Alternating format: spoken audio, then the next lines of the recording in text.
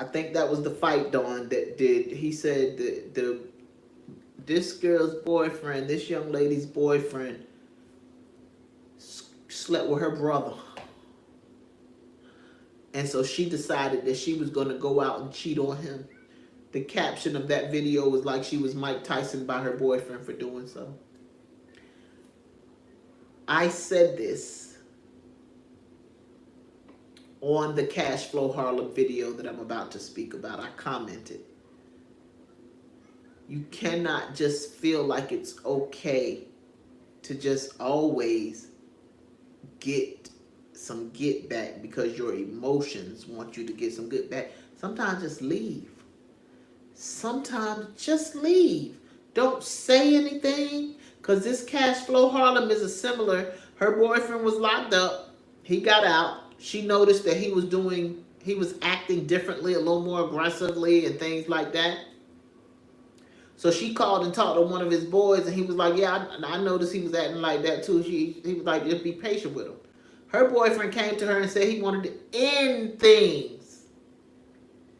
That's the right thing, in my opinion. If somebody wants to end things, and you saying that they're acting aggressive, you see that they've changed, why we not going to end things? So she kept trying to work it out. And at first I'm going to assume that he allowed it.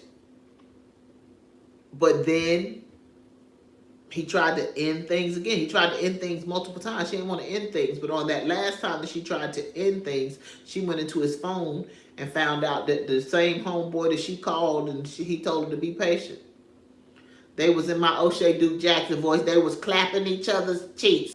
So when she went to him, she like, well, why can't we just work it out? He was like, I don't want to work it out. At this point, you know what's going on. I didn't want to tell you, but now you know what's going on. And so I'm telling you that I want us to be done. He was taking care of his child. They had a son together. He was taking care of his child. And so she was a content creator. So instead of leaving, like I said, that the one on Fight Dawn, you didn't have to go out and cheat on him just to try to get back at him. You could have left. I would ask the question, has he ever put his hands on her before? Like, did you know that this could be such a thing? But you could have just left. Like, because in my mind, you went out and you cheated on him for him to find out.